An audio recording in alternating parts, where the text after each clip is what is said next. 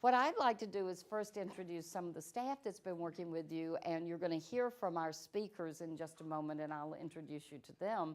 But I want you to introduce yourself using your nickname so that all of the speakers today, where's Mara? Mara's back here, yeah, will actually know what you have identified yourself as working with your neighbor last time. But Melanie Matthews is new to the Institute here, and we're so happy she was able to join us today. And she will be asking you as you walk out if you're interested in helping to be a volunteer at the Global South Summit on Monday and Tuesday, okay? And Karen Vanderholen is a master's student here in the Institute for Civic Leadership. She is developing a prison ministry that some of you might be interested in as her master's project. And so we wanted you to know her and know that she'll be around at the end if any of you who are interested in that would like to talk with her. She also, as you know, is our technology. She's our technology guru here, since I'm not proud of this, but I can't even turn down the sound. I mean, I got to learn how to do that. So let's start quickly. Thanks. Y'all can please stand and listen to everybody so we know who's who here. And so I'm going to ask Callie the Strong to start. Okay. And we're not going to do the tweets right now, but you can just tell us why you're Callie the Strong, and then we'll just go with nicknames for the rest. Speak up, speak up. Strong voice, too. And I'm guessing that that's because of the JROTC, the program that I'm in right now. I'm a really big leader, and I'm striving to become the battalion commander. Okay, Callie the Strong. All right. We came up with Sassy Sloan, which I definitely have my moments, but I promise I'm special. I promise. But I guess I'm just very outspoken and very set in my ways in a way. Thank you. I'm Harvard Haley. I think I was given the nickname because I'm very involved and I like pushing myself toward excellence. I am outgoing Peyton. I am the first person to usually jump up and say what I feel. So that's why I was given that nickname. I am focused Abby, and that's because I know what I'm going to do and I know where I'm going. So. Thank you. I'm passionate Paige because whenever I start a task or something, I want to make sure that it's finished and perfect in a way. So I'm just very passionate about what I do.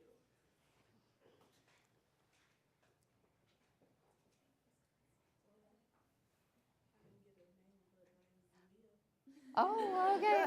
Because you missed last time. That's right. Yes. Okay. Thank you. We'll give you one before the day's over. Okay. Work with Passionate Paige. Is it Passionate Paige? Yes. Work with Passionate Paige to make sure you get a nickname. Okay. I'm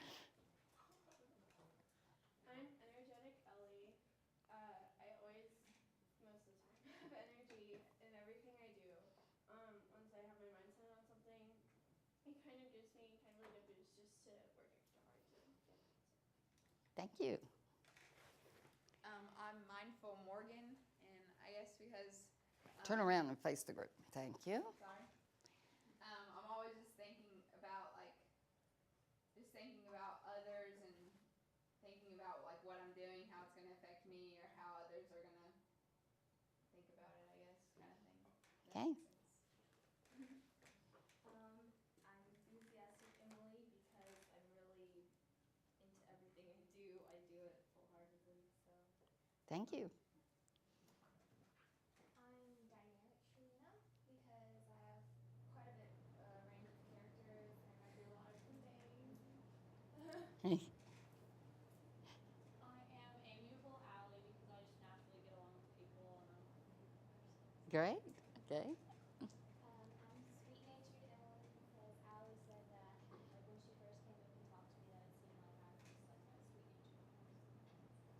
And be sure and speak up, everybody, okay? Okay, hi everyone. I'm Joyful Joyce. I guess the name explains it. I like to make people feel good and happy. I like to be happy myself. Thanks. I'm Awesome Abigail because of all the different things I do and because I put my heart into everything. Thanks, Awesome Abigail. Back here? I'm Mama Cher because on my cheer team I'm considered the mother and I'm always there for my girls and if they need anything. Okay, good. I'm Bright Brittany because I just like to be happy and I try to make every situation positive, even if it's bad. I try to look at everything positively. I am involved in money because I like to be involved with a lot of stuff at school and outside of school. Involved Imani, okay? Oh, yes, all right, Elaine, let's hear. Everybody that I work with knows me as Smarty Pants Elaine. Great. My nickname is Outgoing Katie, which although sometimes I don't feel outgoing, I'm glad that I came across that way. My nickname is Strong Brittany because they said I seem like I'm calm and assertive. Great. They call me Jumping J-Lo because I don't like to, stay on my foot. I like to move around. Jumpin' Jayla. I'm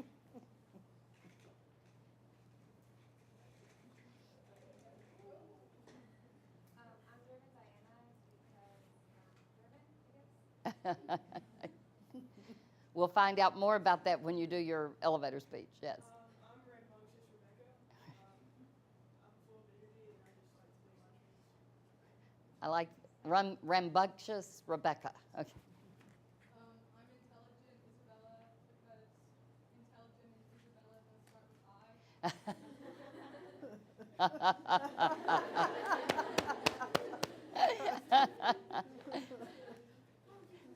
I'm Sassy Sarah because I like to have my way, and if I don't, then pass more nuts. That is amazing.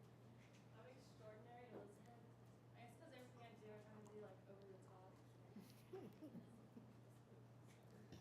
I'm Ambitious Avery, I guess, because I have a ton of stuff I want to do and not enough time to do it. Okay. That's everybody?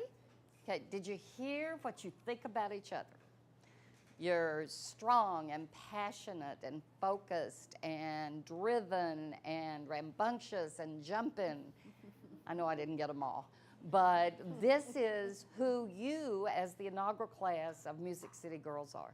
And we want to make sure we capture that on tape and help you develop that as your very own elevator speech to get people to follow you in your vision. And that's what Elaine and I are going to be working with you on after we look a little bit more at what our community is. And all of you put community service up there. So what's the first thing you need to know before you can actually serve? Yes. what your cause is. That's right. But even before you know what your cause is, who you're serving, right? Yes, ma'am. Okay. So how do you know who you're serving? You have to know your community. And our community has really changed. There's some bedrock things about it that Beverly is going to tell us about, but also there are changes that have come about in Nashville, in Middle Tennessee, and in Tennessee. And so let's find out what they are. You have Beverly Watt's bio. We are so happy that she is able to join us. She is the executive director of the Tennessee Human Rights Commission. You have a little bit about what that commission does in your notebook. And Beverly also was my classmate in Leadership Nashville, and of course we say that we were the best class ever, all right? Just like you're gonna say you were the best class ever of Music City Girls Lead. Beverly, thank you Absolutely. so much for joining us. Thank you, Linda. Good morning. All right. Well, let me talk a little bit about, and I'm going to sit up on this stool if you all don't mind at some point. Who's the track stars in here? Any track stars? Jumpin' Jayla's over here. Are you a track star? All right. I used to run. I used to walk. I got bad knees as a result, so take care of your knees, ladies. But let me talk a little bit about who and what Nashville was when. I am a Nashville native. went to the Davidson County schools, not the metro schools. So I went to school before metro government came into existence. I was someone who knew this city from one side. And Nashville had two sides. One was black, one was white. At the Nashville Public Library, there's a great history of the Nashville Civil Rights Movement, which is about 55, 60 years old. And that's the movement itself. My organization is 50 years old. So this is going to be a quick Nashville in 3 minutes or less. Not 150, 3 minutes or less. Understanding Nashville's history and how we get to today. How do we get to this room and get you ladies in here? Because 50 years ago, this room did not exist. All right? So, how many of you know the average age of most of the civil rights advocates in the early 60s?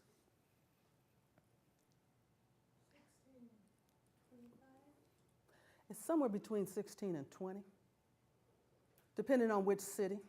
In Birmingham, the average, about 18. In Birmingham, the average age was a little bit younger. But in Nashville, it was about 18, 19. Most were college students. These were the people who marched in downtown to desegregate the counters. And if you go to the public library, you'll find a wonderful history. You'll find the history of a woman named Diane Nash, who was actually the actual person who was leading the marches. It was an African-American woman. You will find the name of James Lawson, who was the actual professor teaching nonviolence in the city during the movement.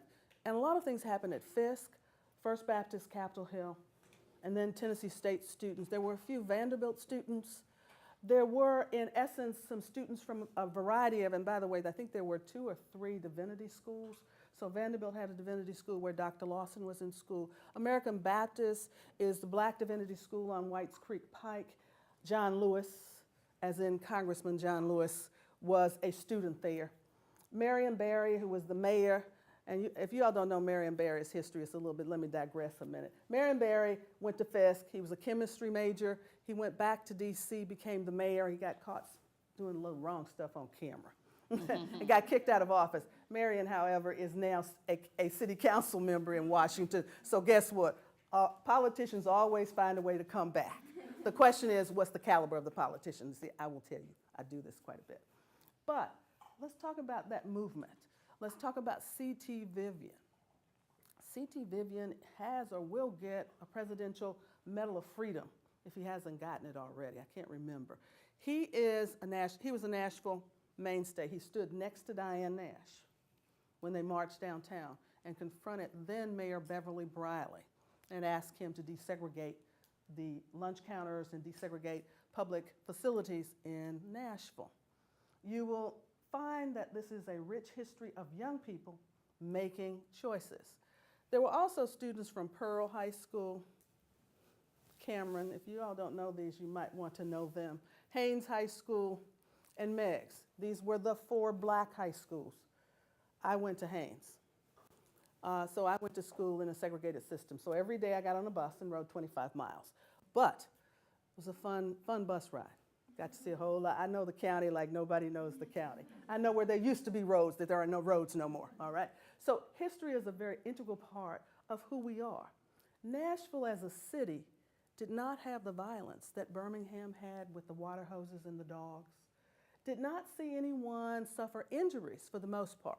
They suffered indignities. Now, people poured mustard on them, ketchup, called them names, but no physical injuries. So I encourage you, if you have not gone to the library, to go and learn this history. It is very rich. It is about young people. Dr. King said something about Nashville. He said Nashville knew how to make a movement work and work effortlessly in terms of the civil rights movement. So when you look at Nashville and you look at what happened, what you will also find out that John Lewis, James Lawson, a person by the name of Dr. Bernard Lafayette, who we had in town just about 3 weeks ago for our 50th anniversary, and others went on to be lieutenants in Dr. King's movement, working for him at the national level. So when you think about people and you think about Nashville, I always say this is a very pivotal, rich history in the civil rights movement. Let me just digress just a little bit and take you outside Nashville. How many of you all have been to Mount Eagle? Okay. Mount Eagle has a fabulous history in that there was a school there that people learned nonviolence. How about that? In the 50s and the 60s, where blacks and whites came together in Mount Eagle, Tennessee, where Dr. King spoke in the 50s. So there's a rich civil rights history and a rich fabric that really laid the foundation for what this country looks like today, for what makes it possible for things to happen. I'm going to take you back one more step, ladies. The 19th Amendment would not have happened if it hadn't been for Tennessee. The 19th All of Amendment. you know what the 19th Amendment Do is? you know what it is? Right. Well, the 19th Amendment happened because the vote happened in Tennessee, because a young man with the last name of Burns, who has the name Burns over there, his mother told him he should do what was right, and he did. And he voted for the 19th Amendment, which was the actual, and it was we were the state that when we voted to approve it, it ratified the 19th Amendment to the Constitution. So Tennessee's history is rich in terms of what happened with respect to diversity in the country, what happened with respect to those who learned how to advocate and be the advocates for civil rights in this country, as well as women's rights. And I always say, if you don't know your history, I think you've missed the mark. Fabulous people, fabulous places. Now, there's a couple of things that I challenge you all to do. Nashville has not had a female mayor yet. So is she in this room? Who wants to be mayor? All right, is she in this room? We have the speaker, Beth Harwell. So we've come a few ways in the last 3 years to get Representative Harwell in place, because she's the speaker of the legislature. We've not had a governor, but we have some other things. We do have some people, we do have women in Congress, but we don't have senators from the state, never have. So there is challenges politically and in other ways to do. So if we're looking for community service and ways to make a difference, there's a variety of ways. There's also politics. Nashville has, I think, 2, maybe 3 candidates who might be women that have said they're announcing this year. We'll have to wait and see. But the civil rights movement, grounded in Nashville, the demonstrations here along Fifth Avenue, and you'll see all their markers, their historic markers all up and down Fifth Avenue. So if you get a chance to see it, at the corner of Rosa Parks and Charlotte, there's a marker, and it is for the First Baptist Capitol Hill, which is the location of all of the activity. I tell people, see, I know Nashville long enough to know that downtown Nashville was actually a community once upon a time. So the church was actually in the middle of what was the black community, and realize the state capitol is only a half a block away. So that was a black community once upon a time. The Avon Williams campus is downtown of Tennessee State University. Another name is Rita Geyer. Rita is in Knoxville right now. I understand. Is there somebody from Knoxville? Knoxville, you know? Anyway, Rita is a Knoxville, lives in Knoxville. She went to Tennessee State. She brought suit, and this is a recent suit, to make sure that Tennessee State would have the right to get all of the monies and resources that UT system had. The Avon Williams used to be the UT Nashville campus, which doesn't exist. The suit said there would be one state university in Nashville, and it would be Tennessee State. There would be one university in Memphis, and it pretty much leveled things out. There was only one anyway. But those are some things, and how about that? That's more than 3 minutes. So that's not a lot, but let me just say, history is an important factor. Civil rights is an important factor. I did my first job as Title IX coordinator some years ago. So how many of you are athletes? All right. My first encounter, and I'm gonna close with this story, was in East St. Louis, Illinois. And I must have been about 25, 26 years old. And so I walk into a room to talk to coaches about why it was important. That was my job. Why it was important for athletes, male and female, to have access to equipment, practice times, and play time. How many of you know what Title IX is? Okay, let's say what Title IX is. Title IX is a federal piece of legislation that says girls should have equal access to sports opportunities in education, educational opportunities. But the biggest piece was the sports piece, because in it was looked in the factor of if you were a student athlete and you were male, you would be chosen for leadership positions more than anything else. And they looked at sports as a way to develop leaders, and it still does, and it always has. And all of you who are playing team sports in particular right now are benefiting from Title IX. Right. Because when Beverly was in school and I was in school and Elaine was in school, Title IX didn't exist. Right. And so girls' teams did not have the resources, and sometimes there weren't even girls' teams. Right. So Title IX is important to you as much as the 19th Amendment. Right. And so my first encounter was in a room with coaches. And what kind of coaches do you think I encountered? And which coach do you think I encountered in specifics? Football. Mighty, almighty football. So I go into the room and I tell them why it's important that they needed to share their time. And soccer was growing at that time, but it wasn't a big deal. Why they should share their field with the soccer team. Why they should do this, why they should do that. Well, before I could get out of the room, I think they chopped me up into 35 little pieces, threw me up in the air and says, now we're going to do what we want to do. Well, long story short, that's in East St. Louis, Illinois. Just about a year later, we had a couple of complaints about women's access to practice time and actual play time. And we were able to negotiate a settlement with the Illinois High School Athletic Association that gave women the right to not practice at 5 a.m. in the morning. By the way, that's what time the swim team was practicing. 5 a.m. or 7 p.m., because the boys' swim team was more important. Anyway, so we got that done. And what we found out was once that started to happen across this country, what happens? We see women's sports at a different level. We see women leadership issues. Robin Roberts, who is on ABC, Good Morning America, I met about 10 years ago. Robin gave a speech in Louisville, Kentucky, and what she said was, if it weren't for Title IX, I wouldn't be standing here today. She was an athlete. She went through college. She got into communications, and look at her now. Look at her now. So there are a lot of things and a lot of access that sports will provide for you. And it's not necessarily a WNBA contract or a tennis thing. But what do we know about women's sports today? It is a powerful platform for women's issues, whether you are Serena or Venus, whether you are anybody in the WNBA, and I happen to know the young lady who plays in Atlanta, Angel McCoughtry, because she played for the University of Louisville. By the way, I live between two cities, Louisville and Nashville, so go Cards. But anyway, that's just one of the things that I think I'd like to share with you. And I'm going to sit down. I'll be around today, so if you have any questions in the next panel, you want a little bit more, I'll be happy to do that. Elaine, please I stand. wanted to add one thing on the sports, how important this is, because in February, you're going to be witnessing history at the Olympics. For the first time ever, women are going to be allowed to do ski jumping. And it has never been in the Olympics, women's teams. Most people don't even realize that women were excluded.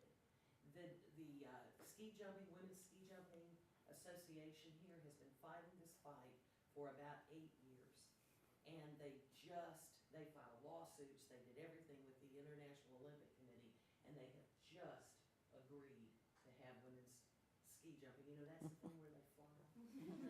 Absolutely. And That's going to be, I'm really excited about that because, I mean, it is history.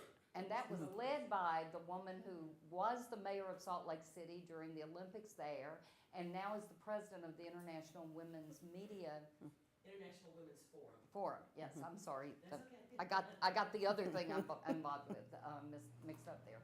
But the IWF, the International Women's Forum, and she has been actively working to get that over many years, and now it's going to happen. Okay, so we've heard the history of the cross-cultural, multicultural nature of our city. I want you to turn in your notebooks, and Beverly, stay up here with me. Oh, okay. so We're going to do up here. I want you to turn in your notebooks. Sorry about that. There's a page in your notebooks that tells you how many countries and how many languages are spoken in the Nashville metro schools. Okay, who wants to? One of you tell me how many countries does it say is represented there? A lot.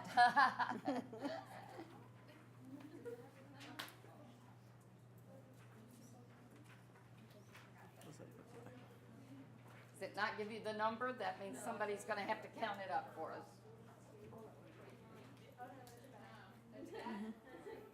That's right, there's more on the back. How many? You didn't know this was a lesson, did you?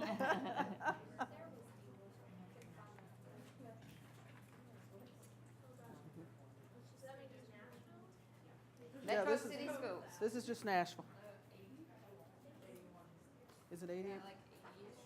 Yeah, it's 81 to 86. I can't remember the exact number. Yeah. Mhm. Okay. 80 plus, Okay, right? this table's got it, how many? 80 or 81. Depending, okay, 80 or 81. And how has it grown? Look over from 2007 to 2012. That's right. 7,000 students that are either in English as a second language class or represent a non-American, are non-Americans. They've either come here, they are immigrants or refugees. And look at the percentage at the bottom of the back page. The percentage of students who are not native speakers of English has risen from 20 to 25% in just 5 years. Now, I'd like you to take a minute and think about your own school and what you are experiencing in your own school that is causing you to both understand the multicultural nature of our city, but also to learn to be a cross-cultural leader.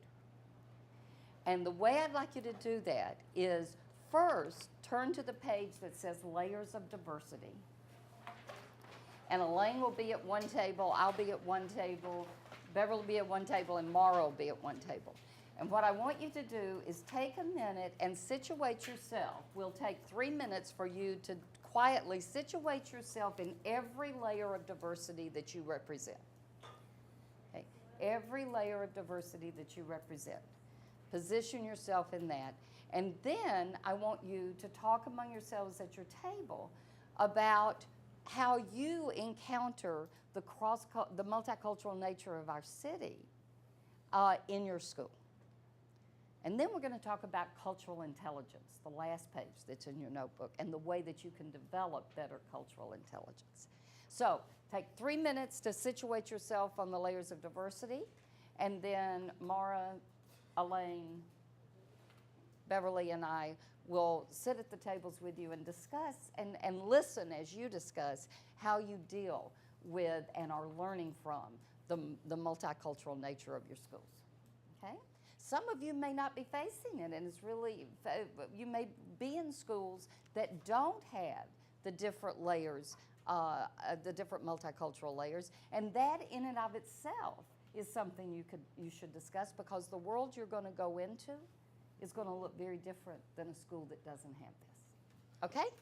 So take a minute, situate yourself, and when I say situate, just mark what you are in the different layers of diversity, because it's not just one kind of diversity, right? Okay, everybody, I hope you've had a good discussion. What mind that Howard Gardner brought up does this remind you of, this discussion? Remember the 5 minds? There's actually 2 of them, but one in particular. Yes? The respectful mind. This table cheated because we already talked about it, but anyway, the respectful mind. And what did we say 2 weeks ago? That he says it's way beyond tolerance. You know, we need to be more ambitious than just being tolerant of each other. And your generation is already doing that. Your generation is already doing that. Beverly told you we've come a long way in 50 years, but your generation is the one that's going to take us even farther, because you recognize that there is strength in diversity, that it is not enough to be tolerant. You must be, and it's not enough even to be respectful, even though he calls that mind that.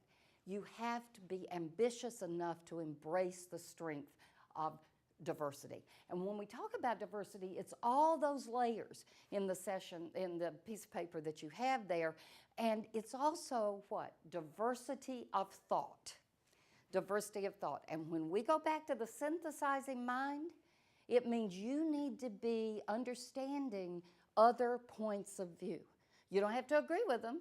As somebody said, well, I need to know what the other side thinks so I can argue with them. Well, if that's, if that will get you there to actually listen and be open to other points of view, then I want you to do that. But synthesizing by looking at diversity of thought, respectful of all people, and also, as somebody said at this table, recognizing, it was Sloan, who's not here, Sloan said that by listening to other people, by getting diversity of thought, what? We make better decisions for our community, for ourselves, for our schools, and for our nation. Okay, so let's turn to cultural intelligence. We're going to take just a minute on that. But again, I want you to think about this. I'd like you to look at the different elements of the different elements of cultural intelligence and discuss them briefly in terms of where you think you need to actually focus to develop your own leadership. So there are several sections on cultural intelligence. This work was done out of the UK, and it's been very effective in helping companies develop cultural intelligence. But I think it's really worthwhile for you to look at these, the 4 elements, and discuss them briefly, and then we're going to go to vision and voice.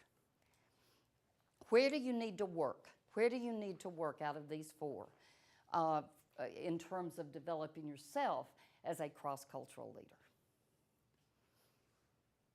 Does that assignment make sense? Now, I don't want to hear what I heard on the first session for this, all right? I want, now that you've worked on your bio, now that you've worked on your tweet, we're going to give you 2 minutes each to give us a baseline video that we can respond to and give you feedback on in the next session, okay?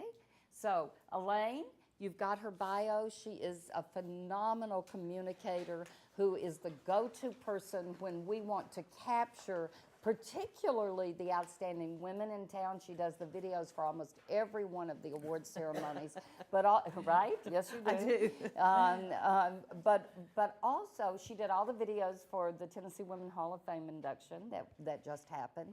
And as an aside, you will be hearing from one of the inductees into the Tennessee Women Hall of Fame at your graduation in 2 weeks. So, Elaine, I've asked you to talk about presence and presenting yourself and your voice. And if you'll do that for about 10 minutes so we can let the girls then begin to work on theirs, okay? Great. Thank you. I'm thrilled to be with you today, and I've loved getting to know my little table over here a bit. When Linda asked me to talk about vision, I said, do you want me to make a presentation, like with slides and everything? She said, no. Just let them ask questions. And so I want you guys in this little few minutes that we have together to really, if I'm saying something that you don't understand, please just say, Elaine, wait, what does that mean? There are no dumb questions, okay? You are only dumb if you don't ask a question that you don't know the answer to. Because it just really makes sense. If we don't know something, how are you going to learn? This is a safe place. So nobody's going to judge you for a question. If I talk about something that you don't understand, please ask me to clarify it for you, okay? And if you think of something that you think really adds to the point, I want you to say that, okay? Great. One of the things that I talk a lot to companies about, most companies have a mission statement. Have you ever heard about a mission statement? Who knows what it means? Yeah. It's kind of like what they're trying to achieve and doing. It is exactly that. What they do. We make computers. We want to make the best computers ever. That's a mission statement. We want to make computers that serve the public. Now, have you ever heard of a vision statement? Does anybody know what a vision statement is? All right, well, let me give you an example. When Bill Gates developed Microsoft, the software, his mission statement was to develop a group of software products that would run on all these computers and be the best in whatever field, you know, whether it was Outlook or Excel or whatever. But he wanted to develop these great quality products. His mission statement was, I want to see a computer on every desk and in every home running Microsoft Office products. That was his vision. That was his vision.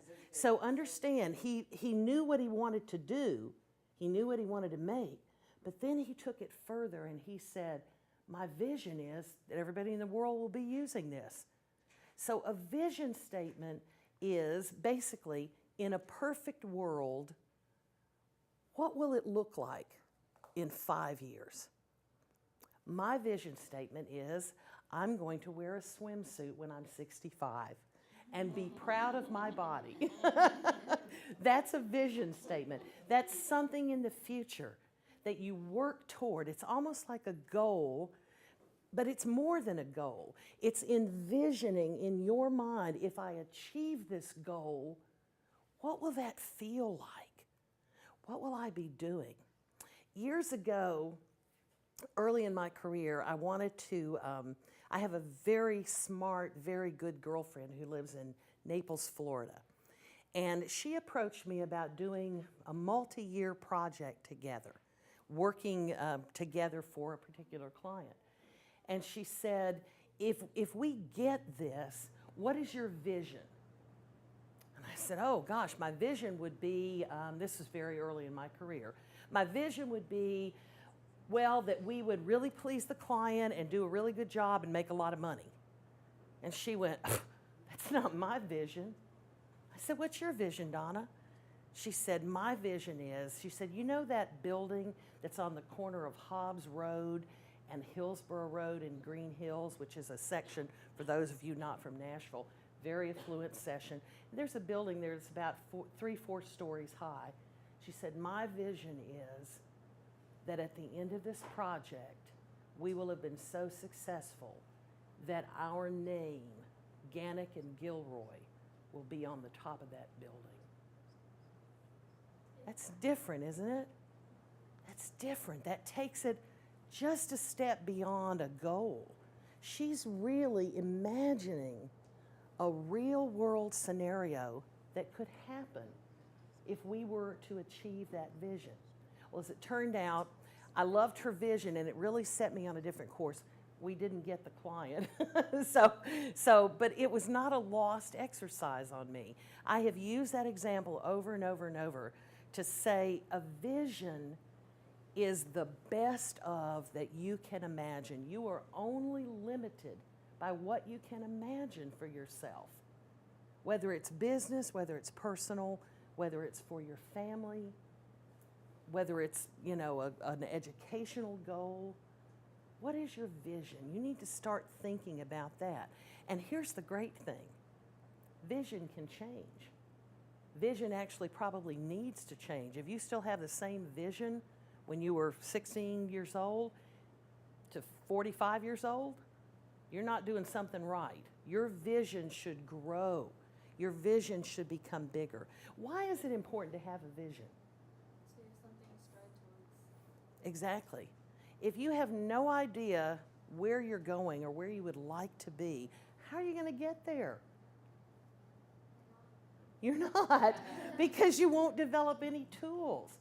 Vision is more than wishful thinking. All right, so some people might say, oh, I'd love to be on tour with Justin Bieber or somebody like that, or I'd love to be a rock star. Well, that's a wish. That's wishful thinking. If it's a true vision, what would you do differently? It's something you could achieve. How would you achieve? Let's say, does anybody have a vision? Tell me a vision. Well, my vision is that, like, I want to impact the world in, like, a really, an outstanding way. Like, my goal in life is, like, to change the world and impact someone's life, like outstandingly. Like, that's my goal. Okay, and changing the world, impacting a life, that's a very worthy vision. We need to be more specific with it. Not so specific that you say, oh, I'm only going to do it like this, and if that doesn't happen, I haven't done anything. Because opportunities, as Linda told you earlier, opportunities do present themselves, sometimes in the strangest ways. Things just drop in your lap, and if you're aware of it and connected and can connect that occurrence to where you want to be, your vision, you'll get there. So I love that, but inspirational, achievable, aspirational. Now, those are the things we challenge our students here to a picture of yourself in 5 years. That's inspirational. That means you can inspire yourself and others to achieve it. It's achievable. It's not going on tour with Justin Bieber unless you have to do that. And it's aspirational. You're not there now. You've got to stretch to get there. And you know what? Changing the world is a wonderful vision. You don't know exactly how yet, but that will come. You need to think about that. It doesn't have to be world impactful. Changing one life sometimes is a vision. Changing yourself is a vision. Sometimes those visions are harder to achieve than changing the world. Can I try one? Sure. Guide us? So if we take, and all of you in your 100 words have come close to doing this exercise that can then be reduced to a 1 or 2 sentence vision. But let's take somebody, and the thing about change the world in an outstanding way, or impact the world, what you want your vision to be is specific to you. It's got to also capture the essence of you. So how do you want to change the world? What is the essence? Is it Brittany? Yeah. What is the essence of Brittany that can give us what she's passionate about, what she's focused on, and the way that she wants to change the world? Okay, so assuming now that we all have kind of an idea of what vision is, and you can be working on this, the second most important thing about vision is not keeping it to yourself. You need to be able to communicate your vision. If you can clearly communicate your vision, you can get other people excited, and they will help you get there. That's the greatest thing. It's kind of like networking in a way. You know, you hear a lot about the term networking and people going out and networking. And a lot of people see networking as, okay, well, I'm going to go and meet a bunch of people and hand out a bunch of business cards, so I'll have these connections and I'll know who to call, and then they can help me. That is not what networking is in my book. Networking is when I go out and I meet people just for the joy of meeting them in very diverse opportunities, diverse walks of life, diverse companies, and I connect with them on a one-on-one level. We build a relationship, and I expect nothing in return. In fact, I often try, when I network with people, I say, you know, tell me who you are? Sharina. Sharina, I think Morgan is doing a project that you would be perfect for. Let me get you two together. And then if you guys connect, guess what? I've got 2 people who are grateful to me for putting them together. And guess what? When you do a favor for other people, they usually want to do one back for you. So now I've got 2 people looking for a way they can help me. Do you understand? That's what networking is about. It's real relationships. It's not using people to get what you want. And same thing with communicating your vision. You're not telling your vision or trying to get other people involved to help do some of the heavy lifting, to help do the work. You're telling that vision, you're communicating because they may have a similar vision, or maybe they have a piece of the puzzle where that dovetails right into what you want to do, what you want to achieve, how you want to change the world. And you guys could do that together. It's, for me, I don't know, a lot of people I guess are loners. I'm not. I love working in groups. I love working in teams as long as I'm in charge of the team. No, I'm working on that still. We have a lot of in-charge people I'm working here, on that still. But it always, you know, one idea, you might have a great idea.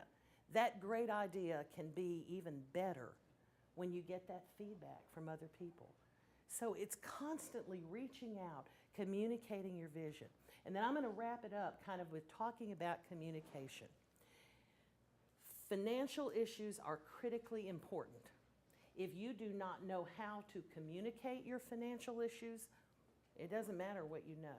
Technology is critically important. If you do not know how to communicate, how to use that technology, how to connect with people, it's difficult. It's really difficult. Communication is the single most important skill that you can develop. And I was interested today in presenting yourselves to the group. Communication also is probably, especially group speaking, is the number one scariest thing you can do in your whole existence. 59% of people, when asked, would they rather die or make a public speech, 59% said they'd rather die. They chose death over public speaking. That's how scary it is. So when I was watching you guys today, and I want to see a change with every one of you, almost every one of you, when you stood up to speak and say your nicknames, you went, okay, I'm Scary Cindy, and I guess they chose that because I'm a little scary. And you kind of, if you weren't really looking at people, you were kind of looking all around. Some of you had your back, Linda had to turn you around, and your voice kind of trailed off at the end. Why? Why? Think about what you want to say. Think about how you want to be viewed. Look people in the eye. I'll tell you a secret from doing a lot of speeches in my career. 99% of the time, the people in the audience, they want you to say something wonderful. They want you to succeed. Because if you succeed, they get something out of it. They get a take home. They can use that in their own lives. And so it's really important that you have the confidence, that you use a good, strong voice, that you look people in the eye. Don't be afraid of people. Embrace them. Embrace them, because they make life so fun. even if you don't agree with them. Don't you think it's fun to kind of learn new things and get new perspectives? And here's what I do as a challenge as a communication professional. When I have somebody who is at odds in with me, they're totally opposite, on their approach and their belief, whatever, I try to find a way that we can kind of meet in the middle. Because I know that way, even if I can't achieve everything I want, at least in the middle, I might get something that I want. I might have influence. And by making that person my friend, treating them respectfully, even if we totally disagree about something, guess what? I've got more time to influence them to what I want. But if you just shut down people and you say, I don't care, they're stupid, they're really different, I don't like what they're doing, I'm so different from them. Well, you've cut off an opportunity to make a difference. Okay? Good. Great. Thank you, Okay. Elaine. Thank you. Now, Elaine's going to help us with the next session. Oh, I'm going to stay up. Many of you, if you didn't bring your bio and your tweet with you, we have copies. So, do you need copies of your bio and your tweet? Yes. Okay. Karen's going to give them out. Maybe you can split them up with Melanie or Elaine and get them out. Just call out names, Karen. Okay. If you... let's talk about voice a little bit more and giving voice to your vision. Now, your vision, as Elaine said, is not what you all got up and said in the first session. This is what I do, this is what I do at school. And that first session, many of you also, your voices drowned out and you were looking down and you seemed to be a little shy, right? And I know none of you are shy. So it needs to be inspirational. Now, how do you do that? You use what we call muscular verbs, active verbs. You don't want to waste your words on things, on words that are weak. What are words that are weak? Right? No, weak is a weak Well, week's a weak word. I'm talking about things like I feel. Maybe that's I feel, I strive, I hope. No. Eliminate those words. Whatever the verb is, okay, whatever the verb is that characterizes what you want to do. And we're going to do a couple in a minute after you've worked at your tables. But you want to say who you are in a succinct, short, simple sentences. Most of you did that in your bios. I was really proud of you. You remembered the whole idea of clarity and brevity, short, simple sentences. Where you're going, where are you going to be in 5 years, why you're going there, and then a call to action. Come join me. Come join me. Come help me. Now, some of you had even a call to action in your bios. I was really proud of you.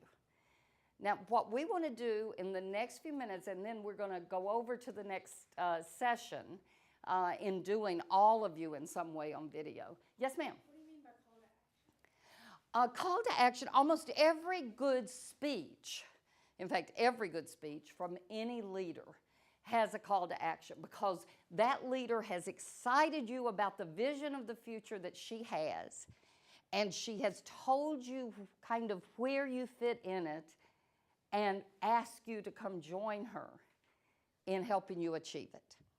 In your case, what we are talking about today is your vision for yourself, asking people to help you achieve it. And it doesn't have to be, come with me to do X. It can be so compelling that you can say, that you can actually not have to say, come join me, but the vision of the future is so compelling and so passionate that people will want to anyway. But the call to action has to be embedded in there somewhere. Okay, there's somebody who has a vision to be able to speak up more about her faith in school.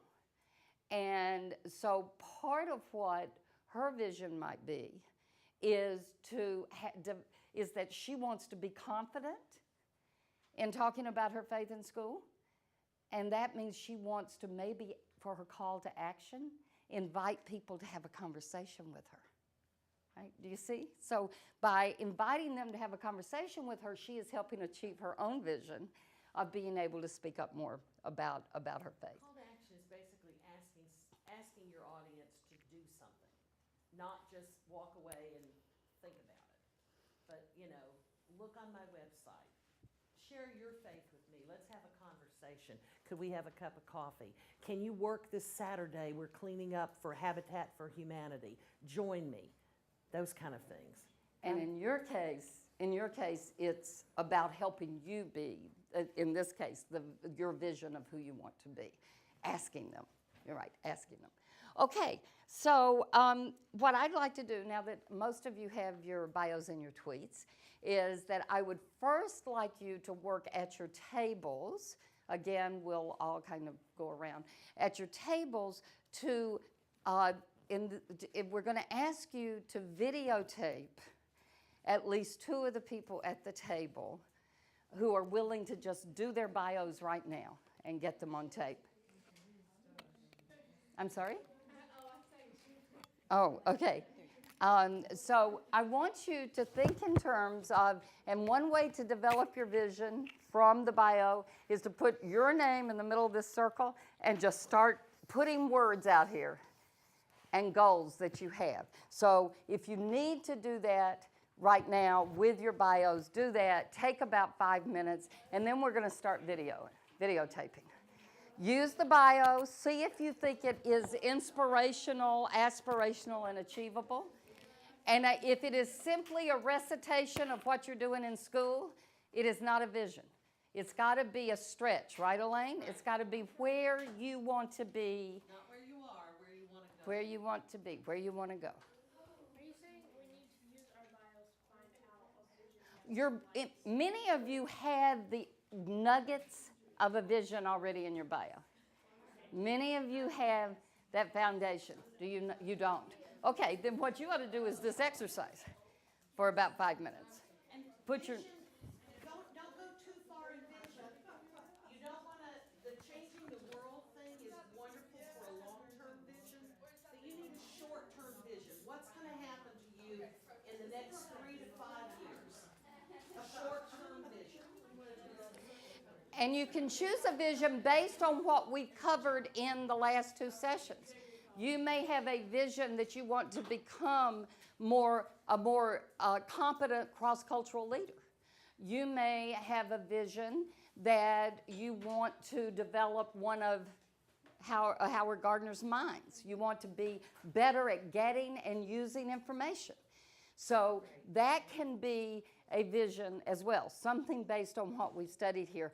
The goal here is simply to help you get at being able to develop a vision, and you'll see in a minute why, because every project needs a vision as well, and there's an assignment to get ready for the next session that is going to involve developing a vision beyond yourself.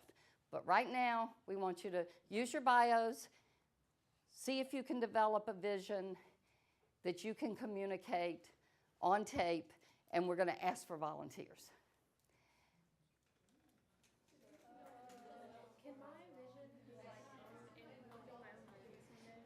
What I want Elaine to do is to tell you again what Bill Gates' vision was, so you get a sense of it. Bill Gates' vision was to have a computer on every desk and in every home running Microsoft Office software. It was concrete, but it was aspirational and inspirational, right? This was at the very beginning of his company, so he knew he had a good product. Making that product was what he did. Oh, But this is yours. seeing it, envisioning it, that everybody uses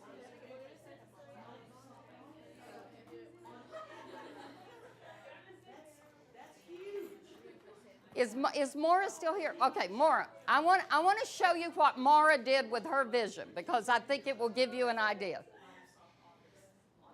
What Maura did with her vision when she was in the Masters in Civic Leadership program was, you know her background, right? What Maura said was, Wall Street can be fun. I know. I was there. I want more women to enjoy finance, and that's why I'm going to teach financial literacy to high school girls. So Wall Street can be fun. I know. I was there. That's why I want more women in finance, and I want to teach financial literacy to high school girls. So you see how she told you who she was, where she was going, and why she wanted you to join her. Now her vision, Maura's vision, is also about, saying I want to teach, that's a goal, okay? But saying her vision would be that every single girl in high school graduates being financially competent. And That's her vision. at her elevator speech was what I just gave you. Yeah. That's why she does. Because this is important. The vision is the why, the mission is the what, right? So why are you doing what you're doing? Where are you going? Why are you going? And ask them to help you get there. Okay?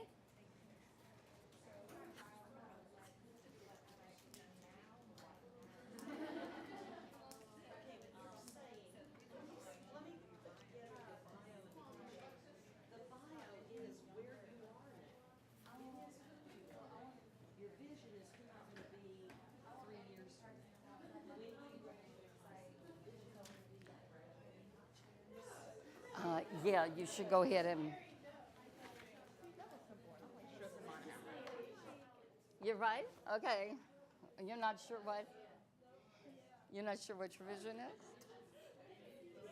I mean, I can go bigger, but that's just like, no, people to be able to say that I told you that I want to be a physical therapist. So my vision is for every person that walks out of my clinic to say, she's helped me today. Okay. Then I think, your physical therapist part is about physical health, right? So it's physical, but it's also a broader, you want to, that they will say when they walk out that you helped them. So what are some of the words that you use to describe yourself? Peyton is focused, but that's because I know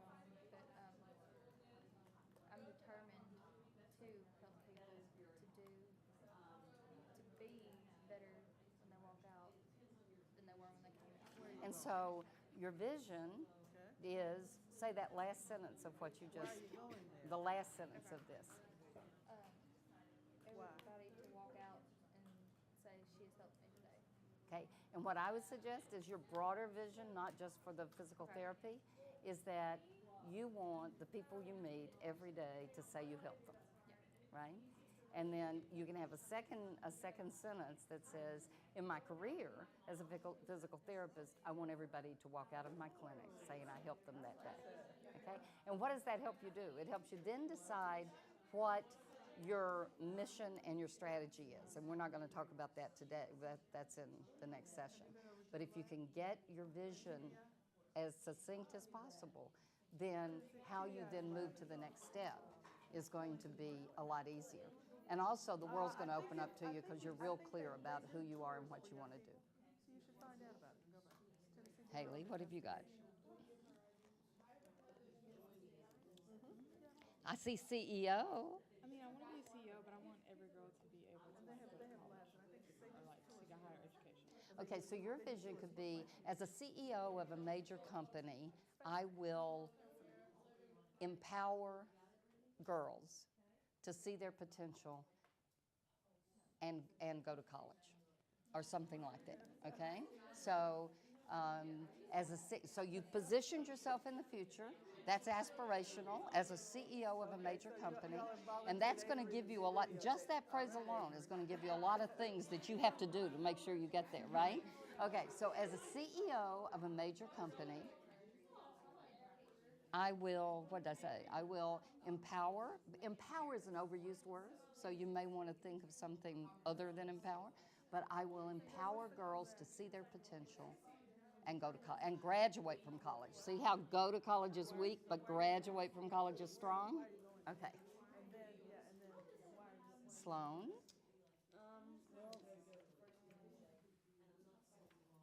I love music. That's kind of that.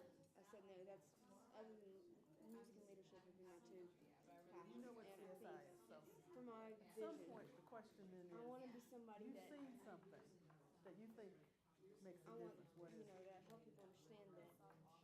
Think about the media today, like Miley Cyrus. Okay. And Sol- the fact helping of the people matter out is, and solving although we're crimes. exposed That's to what that, you that is not see. real. And there is a way to grow up and mature in this world, in this culture, without giving up your, while keeping intact a bit of dignity and a bit Yeah, of dignity is grace. the word that was coming to mind. Yes. And that it sounds so great in my mind. No. Tell us. Just being somebody that hopefully I will be successful in my music goals. If not, I do have, I do want to. I'm not going to be a star musician, but if I want to be somebody who people can really look to, push me to be a better person. Push me to be a better person. Like both funner, as I like and that. other people. There's a way to be successful in, the music industry without giving up yourself, without succumbing to So let me ask you some questions. So what you believe music can be uplifting? Hi. Oh, good. Yeah, come in. You believe music can be uplifting, In fact, do you remember your vision? My Your vision? purpose and Just your vision. my vision, yes. What was vision it? was to bring arts to the people who think the arts aren't for them.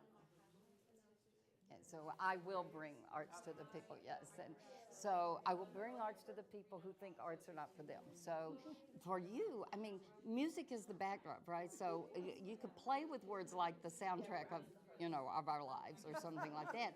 But music is important. But you said leadership is too. So you can say, I will be a leader in bringing music. Who do you want to bring music to? I guess young people. So uplifting music to young people who know, and then play. I don't think you want to use the word dignity, but I will be a leader in bringing music to young people. Or how are you going to bring music to young people? Are you going to be a musician? Okay. As a musician, I will be a leader in the industry in showing that music can be uplifting and something. Okay, so positive, uplifting. But as a musician, what do you play? I sing and play guitar. Okay, all right. So you can even be more specific. As a singer and guitarist, I will bring music. I will be a leader in bringing music to young people that is uplifting and whatever another word. Does that help? Okay, so you got leadership and music in there. Callie. So I got my own strategy, just went ahead and wrote. Okay, no, good. I wrote, But speak up for me, okay? I am my own person who will spread the word of Christ by mission work. I want to leave a place knowing I did my best to inform people about Christ. Okay, so what I want you to do, both of those are good in terms of being direct. What I want you to do is figure out what is the essence of Callie that needs to go in that too. Because lots of people could say those two things, right? But like with Sloan, she's a guitarist and a singer. With Haley, she wants to be a CEO. So what is it and tie back to your vision, what is it that is the essence of Callie too? It may be that you want to be confident in doing that. I mean, something about you and your faith, okay, needs to make it a little more specific directly to you. I normally try to be compassionate to people and try to understand where they come from.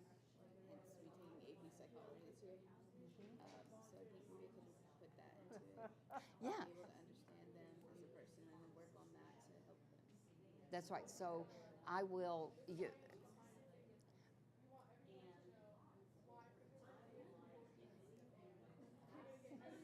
As I'm trying to get, you want a phrase there, as Haley's is, as a CEO. Yours would be as someone who understands people and listens. I have a hunch you're a good listener. Understands people and listens. I will have the confidence to, and then share my faith. That something like that. But you want to get things that you really want to work on. Confidence, I know from reading your bio. The confidence to be able to speak in that way, but also the understanding that, see, and just pulling out a little bit about the psychology class we were able to get makes it more about you, right? Yes, ma'am. I wanted to do two things with my life, so I use those one part of my statement about. I will always make a positive impact on the ocean and its inhabitants through my actions. And who are you going to be as you do that? I want to be a marine biologist and do like hands-on work with dolphins. Okay, so all I want you to do with that vision is do as a marine biologist, because I want you to have that aspiration, right? I want you to have the aspiration there. Okay, so as a marine biologist, and then read the rest of it. Alright, as a marine biologist, I will always make a positive impact on the ocean and its inhabitants through my actions. Flip it around and say, my actions will always have an So why do you impact think on. that's the case? That's going to make it a little bit more direct instead of having by my actions at the end. Can you read that again? It's tradition and history, and tradition and history is hard sometimes to shake, and somebody has to shake the tree, pick the fruit. Good. Yes, you made the switch. That's great. Don't y'all think that is aspirational, but also gives you a You're way gonna be a that music therapist. somebody can help you when they hear it. When you become a music achieve it. therapist, what are you Okay. gonna do? How are you gonna Well, and what's the call? like it over there, I want to be a forensic scientist. I think you Okay. Or FBI agent, one of those. And my vision is, said. Okay. well, it's not gonna make sense. I'm gonna say it anyway. No, sure. That there is there is no vision that doesn't make sense. Just one that needs to be refined. Okay. What I want is for girls to respect themselves. And Okay, I know where you two are. strong, strong goals, like my bio. Okay. I sounds so good in my head. No, say it out loud. It's in your head. Say it out loud. I just want girls to, all girls to achieve and succeed. Graduate, go to college, graduate from college, do the best they can. So, and this is great. So, almost all of you want to be some kind of role model, right? And it's really, really wonderful that you're thinking about that now. And I do have a little sister, and I'm trying to be like in different states because I moved from Pittsburgh. Right. Okay. And I was talking what not to do and to do and respect yourself. Okay, so here's what I would do. As an FBI agent, you know, and or you can put in forensic scientist, although you could be both, you know. So, I mean, you can combine those two. But as an FBI agent, I will change the way girls feel about themselves and help them see that they can be. What were your 3 words? What? Strong, smart, and bold. Okay? But it gives you an aspiration to something to look at, and then what are you going to do once you get there? Does that make sense? So that's Okay. what you want to do. Paige. Well, I want to be a teacher. And, well, I don't really have anything written down.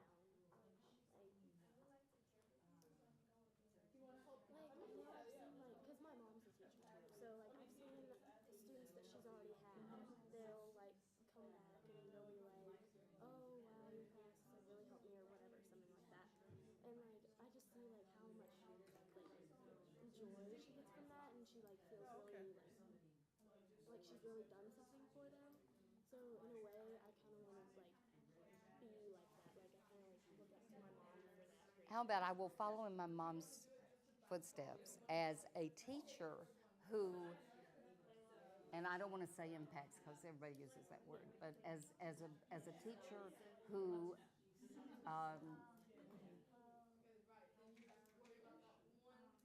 propels. I mean, you see how you could come up with some words who propels my students into success, you know, and or maybe who joyfully propels my students into success in life and community. And we're just playing with these, okay? I mean, I want y'all to take them home and Did you yes. also say I lead my students into success? Yes, I lead my students into success. I've really been talking about power lately, so propulsion and things and energy and things like that are in my mind, but yes. You want, the other thing you want to do though when you're a teacher is not just lead, right? You want to help them find, so you may want to add another verb in there. And again, this is just for you to work on because we're going to have you work on it based on your bio, based on the work we did today.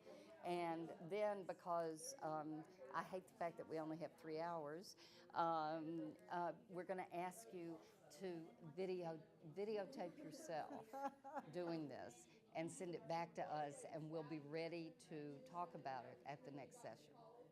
And I'm about to give you the assignment. We're probably not going to have time for much of a panel, but I'm going to give you the assignment for the next session, which is going to involve you having to decide a project for your table.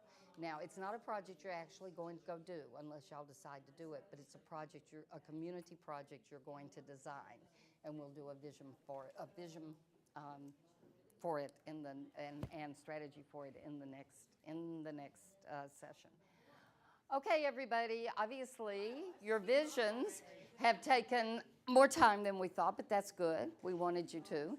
And what we would like for you to do is we're going to, because we're running out of time, as we did last time, we're going to ask you to videotape yourself on your iPhone and send it to my address, which is send it to my email address. And next time, I'm going to, with some other folks, including Elaine, help you to refine it. Okay, so let me, yeah, the power of the selfie, did somebody say that? Yes, okay. So here's what I want you to do, okay?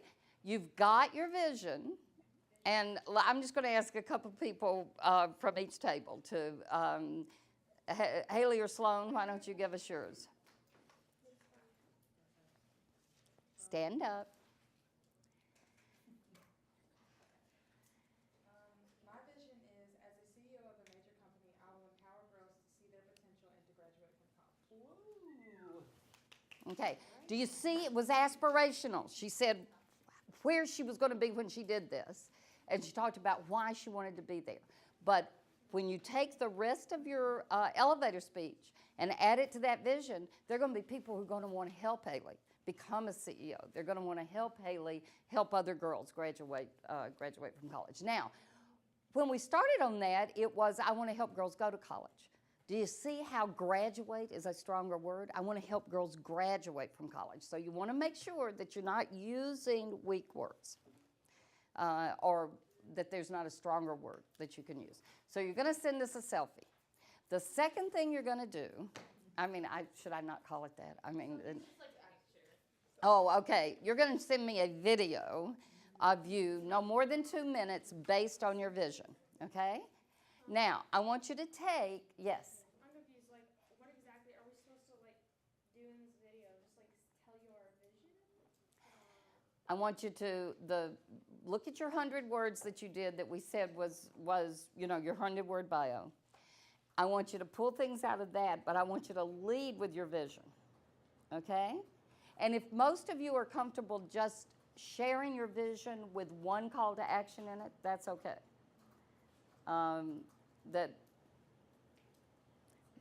Okay, all right. What's your vision? And let's. My vision is getting into a college that has a top-notch program to what that has to do with the job I want one day. But because I didn't make it super specific because I don't know what I want to do in my future, but I do know I want to go to college and I want it to be a good one for whatever I do. So your vision is, with some of your bio, for your bio, your vision is I will get into a good college, right? I will get into a good college. I was thinking I will graduate from a Yeah, that's right. I will graduate from a good college, and then there's something that's very specific to you that needs to be included in that. Because lots of people can say, I will graduate from a good college.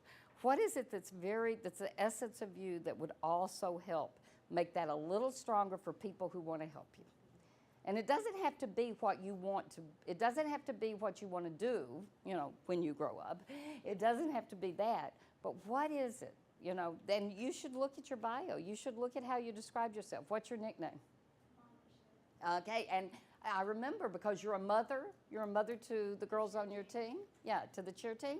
All right, so there's an essence in that, I'll be a cheerleader for myself, right? Something, I'm going to, you get the idea. Use something that's the essence of you to build it into your vision.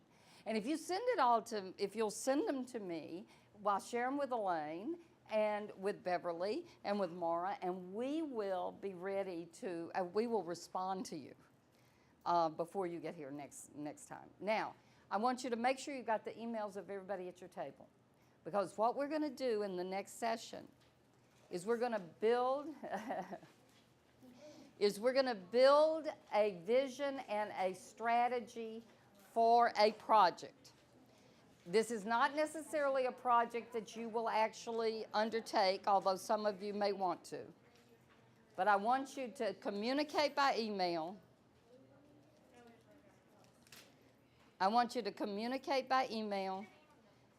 And decide on a community project. And decide on a community project that you will build a strategy for in the next session.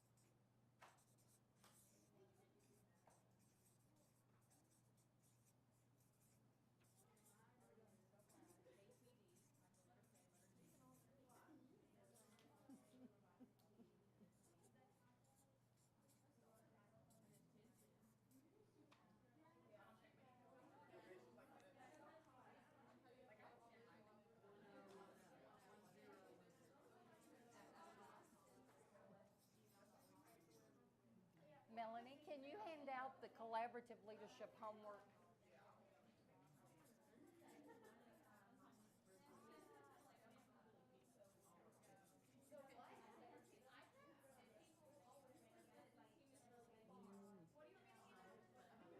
check with Karen, there's homework to be handed out, collaborative leadership homework.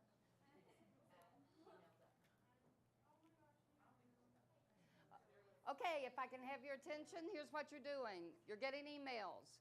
You're going to communicate with each other. You're going to be prepared to collaborate on a project when you come back. And what I mean by collaborate, we're handing out homework. It's a collaborative leadership assessment that I want you to do while you are in the next 2 weeks and bring back with you. And then we're going to look at how you collaborate to develop a project vision and actually execute against it. The other thing you're going to do is send your elevator speech based on your vision. Remember, the 100 words was your elevator speech that I asked you for. Look to your tweet because it has key words in it. You had to refine yourself to 140 characters. So in doing that, you got to what I was saying here, the essence of you, right? Because when you were having to do your tweet in 140 characters, you had to reduce it to exactly who you were. So look at your tweet, look at your 100 words, and look at your vision. And then send us an elevator speech based on your vision. Remember what I said an elevator speech was? You get on the elevator on the first floor and you have a chance to sell yourself to the person who's there before he or she gets off on the 8th floor. So that is under 2 minutes you have to sell yourself. So your elevator speech based on your vision.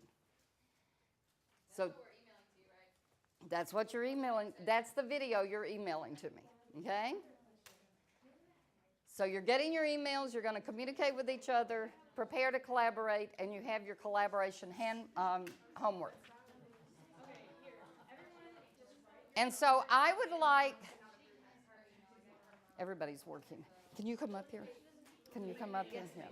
We're not going to do a panel. We're just going to say goodbye because but I think this was good. They worked together. Oh, I know, yeah. No, this table was having trouble. I was glad. This one was right on it. So. Okay, I would like you to join me in thanking our speakers for today.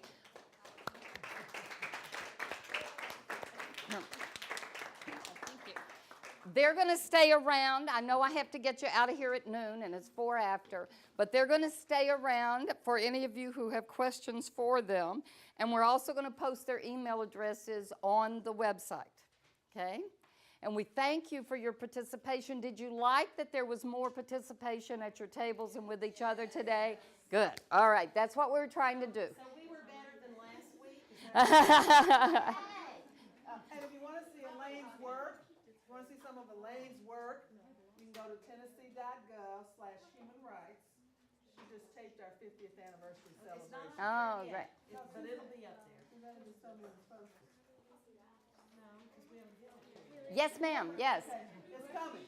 It's coming. No, you know what? Put those, put your place cards, your desk cards inside your name card, so that your name plate, so that you will have it next time, and leave your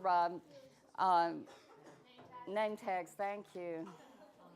Name tags with us. Yes, just leave them on the table. That way we'll know who we're missing. And if for some reason you missed the first session and this is you're here for the first time, be sure and see us so we can give you a notebook. And that's everything. Thank you so much. Give yourselves a hand. And we'll see you at graduation in 2 weeks. Oh, okay. Stand right there as they leave. Yeah, you can send it out to them, okay? Because they get ready to leave. So, Paige,